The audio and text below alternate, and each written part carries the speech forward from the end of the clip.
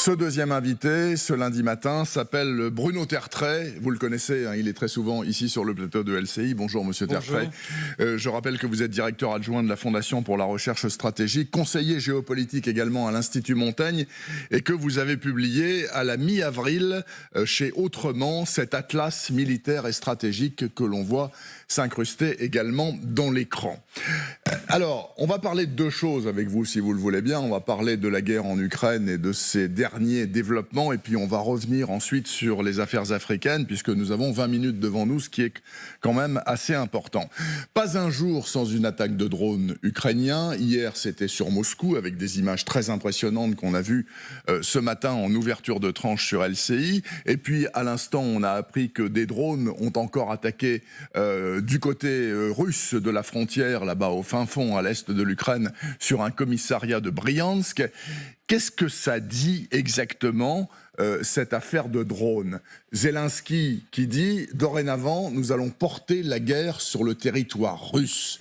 Ça veut dire, en toute logique, Monsieur Tertrais, me semble-t-il, qu'il n'y a aucune chance de négociation, puisqu'il veut aller dans une autre grandeur, si vous voulez. On ne se bat plus qu'en Ukraine, il veut aller se battre en Russie, lui. Ça fait déjà un bout de temps qu'il y a des opérations sur le territoire russe. Il y a eu d'abord des opérations sur le territoire ukrainien annexé par la Russie. Oui. Il y a déjà 8 ou 10 mois que ça a commencé.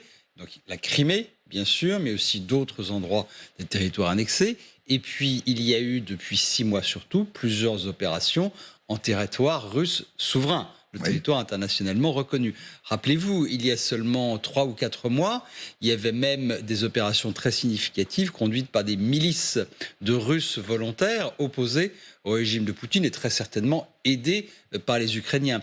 Le fait que Zelensky en parle, c'est en partie de la guerre psychologique. Il s'agit de dire aux Russes d'abord que, bien sûr, si vous pensiez échapper à la guerre va vous rattraper, vous êtes tous concernés. Vous ne serez pas en paix sur votre propre territoire. Vous ne serez pas en paix sur votre propre territoire, bien sûr.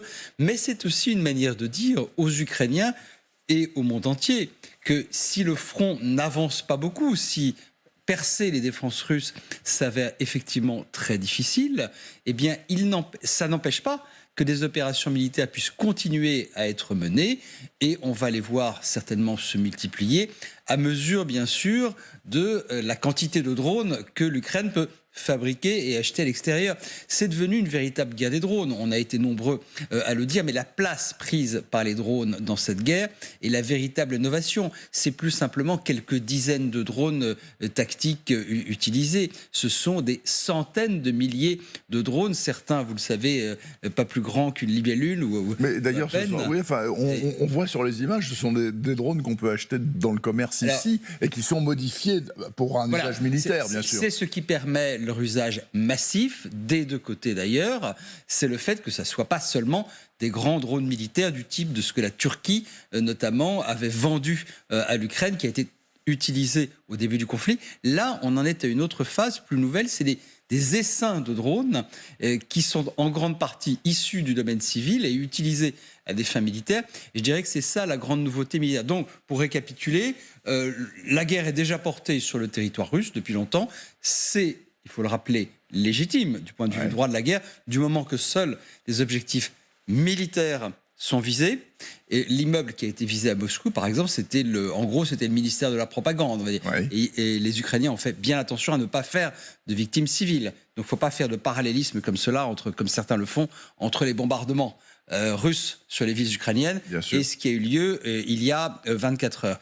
Et puis, sur le plan militaire, c'est aussi une manière de dire, voilà, on a du mal à percer et donc on frappe les objectifs à l'arrière, ça va continuer. Et il y a aussi, enfin, un aspect psychologique, dire aux Russes et dire au reste du monde, c'est pas parce que ça a du mal à percer que la guerre ne se poursuit pas par d'autres moyens. Alors, nous sommes en temps de guerre, et en temps de guerre, plus même qu'en temps de paix, il faut beaucoup se méfier de la parole des militaires quand ils disent quelque chose. Et des civils aussi. Des civils aussi, mais en l'occurrence, là, c'est eux qui parlent. En l'occurrence, le patron des services de renseignement ukrainiens qui dit qu'ils vont mener une opération de reconquête de la Crimée à terre. pas aérien ou maritime, à terre. Et dans le même temps, le Sunday Express en Angleterre annonce que 2000 soldats d'élite ukrainiens sont en cours d'entraînement au Royaume-Uni, sur le territoire du Royaume-Uni, pour, avant la fin de l'année, reconquérir la Crimée. Moi, je veux bien, on verra bien quelle est la part du vrai, du faux là-dedans. Mais ce qui est important, et peut-être en êtes-vous d'accord, c'est que les Ukrainiens n'ont renoncé à rien. C'est-à-dire que après 18 mois de guerre et un pays à moitié détruit, ils veulent récupérer le Donbass et ils entendent toujours récupérer la Crimée. On est bien d'accord, ils n'ont pas fait une croix là-dessus. Absolument pas. Enfin, on est d'accord. Ouais, vous avez raison, ils n'ont absolument pas renoncé. Là encore, ce type de communication, ça ressort aussi de la guerre psychologique. C'est une manière de dire, et je suis d'accord avec vous, ce n'est pas parce que les Ukrainiens sont dans leurs droits aujourd'hui qu'il faut prendre pour argent comptant tout ce que disent leurs responsables politiques ou militaires. Mais globalement, on peut dire sans trop de risque de se tromper qu'il y a pour 9 mensonges du côté russe, il y en a un du côté ukrainien. On va dire les choses comme cela. Mais c'est de la guerre psychologique au sens où c'est affirmé aux Russes, à la population ukrainienne et au reste du monde, y compris aux Occidentaux, y compris aux États-Unis, à la France et aux autres, que non, rien n'a changé. Nous souhaitons, nous, Ukrainiens, reconquérir l'intégralité de notre territoire, y compris la Crimée. Ne pensez pas que la Crimée serait une ligne rouge, comme on dit parfois, de notre côté. Alors, seront-ils capables de lancer une opération aéroterrestre majeure contre la Crimée avant la fin de l'année? Je n'en sais rien. Pour l'instant, ils n'en ont pas les moyens. Très clairement, mais le message essentiel pour l'instant, il est politique. Bruno Tertrais, vous pensez vraiment, on les a vus surgir là, ces dernières heures, que les Saoudiens pourraient éventuellement jouer l'interface entre les deux camps pour les mettre autour d'une table et tenter de signer un truc? Non. Qu'est-ce qu'ils viennent faire là-dedans, les Saoudiens? J'aime beaucoup votre expression, un truc. Oui. Ça en dit long sur le peu d'attente que nous avons vis-à-vis de ce type d'initiative. Mais attention, c'est pas totalement inutile. Il ne s'agit pas de faire l'interface. Personne n'a besoin d'interface. Il y a toujours des pays qui veulent faire l'interface, qui disent, moi, je vais arriver à mettre les protagonistes autour d'une table. Vous voyez, comme les Turcs l'ont beaucoup fait à un moment. Oui, mais avec une certaine utilité, parce qu'il s'agissait non pas de faire la paix. Alors, il y a eu deux choses. Il y a eu d'abord une tentative de médiation turque au début du conflit, et puis il y a eu ensuite une médiation turque pour avoir des accords limités sur la question de l'exportation des céréales en mer Noire. Et ce n'était pas totalement inutile. Et là, ce que font les Saoudiens, c'est autre chose. Ça n'est pas une énième tentative d'avoir un nouveau plan de paix. C'est une tentative qui peut sembler assez habile de mettre ensemble, en gros, les Ukrainiens, les Occidentaux et un certain nombre de grands pays émergents et de moins grands d'ailleurs, pour dire, voilà, est-ce qu'on peut s'entendre ensemble sur les grands principes qui pourraient fonder une future paix le jour où la Russie sera intéressée à faire la paix, car elle ne l'est absolument pas aujourd'hui, pas plus que l'Ukraine d'ailleurs, mais l'Ukraine, on peut la comprendre. Voilà. Et donc c'est assez habile, parce que ça veut dire essayer de convaincre, ou discuter en tout cas avec les grands pays émergents sur les principes qui devraient gouverner cette paix, alors qu'ils sont souvent tentés d'observer une attitude, on va dire, d'équidistance entre la Russie et l'Ukraine, entre la Russie et l'Occident. Donc de quoi s'agit-il? Il s'agit d'essayer de ramener vers nous, entre guillemets, ces pays qui sont souvent hésitants, voire tentés de soutenir la Russie. Donc c'est une initiative intéressante. J'imagine qu'elle a été bien préparée avec l'Ukraine et les pays occidentaux. En tout cas, elle me paraît moins inutile, on va dire, que le voyage des pays africains à Kiev et à Moscou, qui a été, pardonnez-moi l'expression, totalement ridicule, ou que certains espoirs de médiation, comme la médiation pontificale, le pape est encore intéressé, dit-il, par ce type d'idée, mais à mon avis, ça n'a absolument, là pour le coup, aucune chance d'être intéressant. Alors, dans le même temps, donc il se passe tout ça, parce que tous les jours, il se passe des tas de choses extraordinaires, ce qui fait qu'on en parle tant sur une antenne comme LCI. Dans le même temps, on voit arriver de Russie des images presque d'un autre temps, je dois dire, c'est-à-dire Poutine qui reçoit des familles nombreuses au Kremlin, qui donne des médailles aux mères méritantes. Donc il réactive un mythe stalinien qui était la mère méritante, donc plus de 4 enfants, plus de 7 enfants, plus de 10 enfants, avec divers ordres de l'Union soviétique. Il avait l'air en pleine forme, Poutine, hier. Moi, j'ai trouvé sur les images, il était souriant, détendu, peut-être parce que ces hommes résistent bien sur le terrain actuellement. Le fait est que les Ukrainiens n'avancent pas, ou très très peu. Est-ce qu'il, selon ce que vous savez, Bruno Tertrais, est-ce qu'il garde encore la confiance de son peuple? Et je pose cette question à presque tous les intervenants. C'est une question à laquelle c'est impossible à dire. Il est extrêmement difficile de répondre à cette question. La Russie n'est plus une quasi-démocratie comme elle l'était il y a 20 ans. Non. Elle est en train de dépasser le stade de l'autoritarisme pour devenir un pays quasi-fasciste. Je dis bien quasi. Je garde le sens de la mesure. Personne ne peut répondre aujourd'hui à cette question parce que tout simplement, ce que nous appelons, nous, la confiance en nos dirigeants est quelque chose qui doit être librement consenti. Or, la population russe vit en état de guerre et Poutine fait tout pour la conserver en état de guerre, parce que pour lui, c'est très confortable. Il n'y a rien de plus confortable pour un dirigeant autoritaire que une population en état de guerre permanente. C'est pour ça que je dis parfois avec d'autres, je n'ai pas été le seul à le dire, que idéalement, peut-être pour Poutine, la Russie deviendrait une sorte de gigantesque Corée du Nord. On n'en est pas là, et la Russie n'est pas un pays fasciste aujourd'hui. Elle commence à prendre le chemin à certains égards, mais il n'y a pas le même type de glorification du dirigeant qu'on a vu dans les pays qu'on appelle habituellement fascistes. Alors, moralité, je ne peux pas répondre à votre question. Les analystes de l'opinion russe, ce que je ne suis pas, mais que j'écoute beaucoup, disent en général qu'il y a une avant-garde qui soutient effectivement Poutine et qui veut même qu'il aille plus loin. Oui. Il y a une petite minorité de gens qui sont non seulement opposés à la guerre, mais sont prêts parfois à le dire. Et puis il y a le marais. Oui. Le marais, comme on dit en sciences politiques françaises, comme on disait il y a quelques années, c'est-à-dire une espèce de grand centre mou, pardonnez-moi l'expression, mais des gens qui par apathie, par manque d'information ou par peur tout simplement, suivent le mouvement.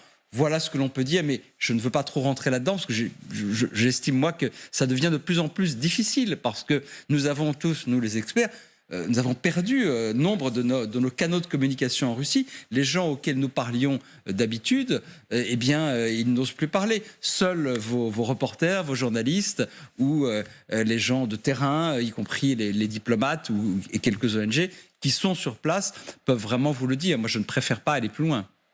Alors, on a beaucoup vu également M. Loukachenko, le président biélorusse, en première ligne de l'actualité. Il s'est rendu en Russie avec Poutine. Il y a été remarquablement reçu, forcément, vu que c'est un allié indéfectible. Il accueille les gens de Wagner. D'ailleurs, du coup, les Lituaniens et les Polonais envisagent de fermer leurs frontières pour que les gars de Wagner ne passent pas chez eux. On va voir comment ça va tourner, ça va être intéressant.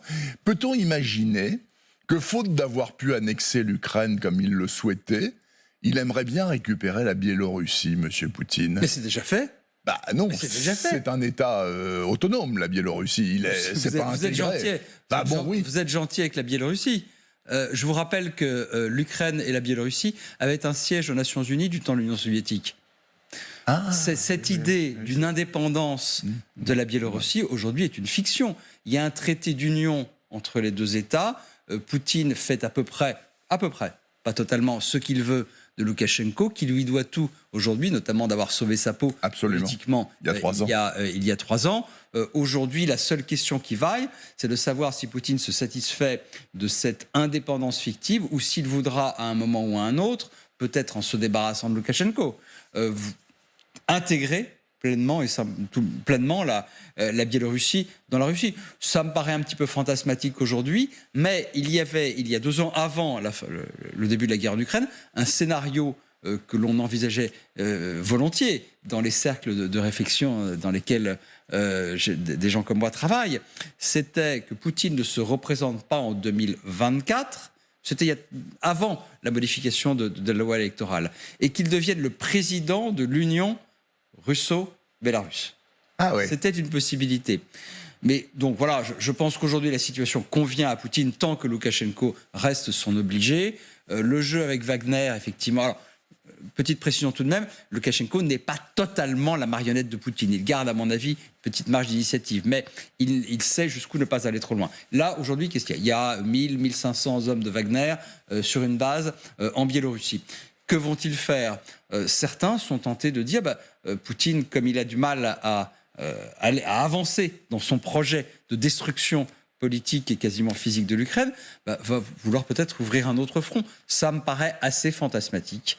Mais je dois dire que si j'étais polonais ou lituanien, je ne serais pas rassuré par le fait que les Wagner sont désormais stationnés en Biélorussie. Donc fermer la frontière, j'allais dire, c'est presque logique. C'est presque logique, c'est attendu.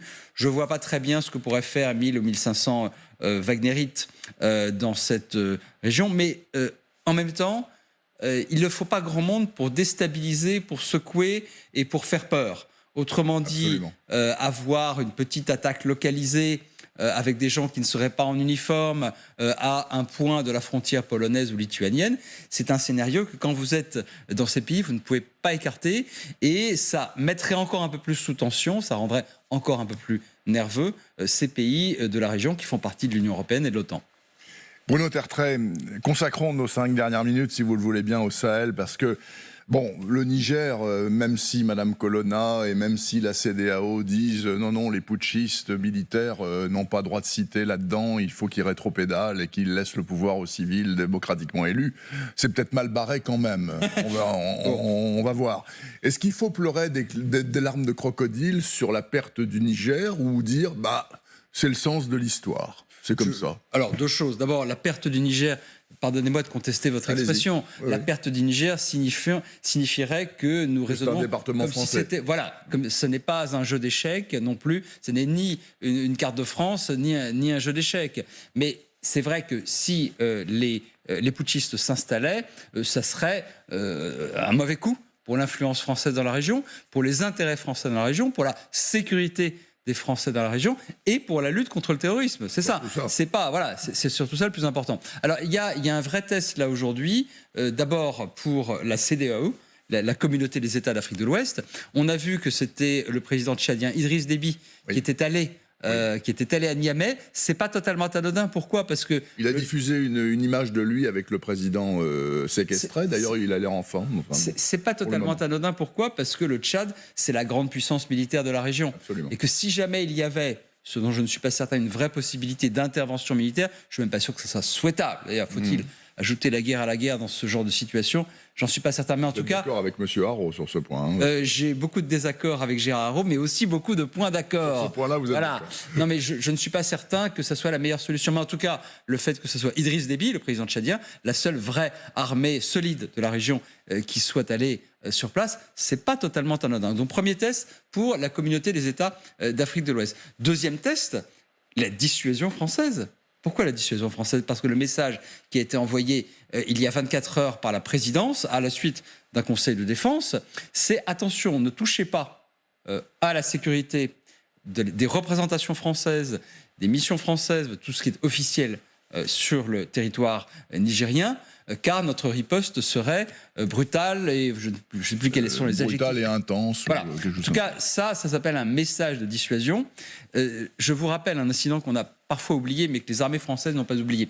En 2004, en Côte d'Ivoire, il y a eu des soldats français qui ont été visés et qui ont été tués par le pouvoir de l'époque. C'était encore le président Gbagbo. Immédiatement, dans les heures qui ont suivi, on a donné l'ordre, enfin le chef d'état-major des armées françaises a donné l'ordre de détruire la totalité de l'armée de l'air de la Côte d'Ivoire.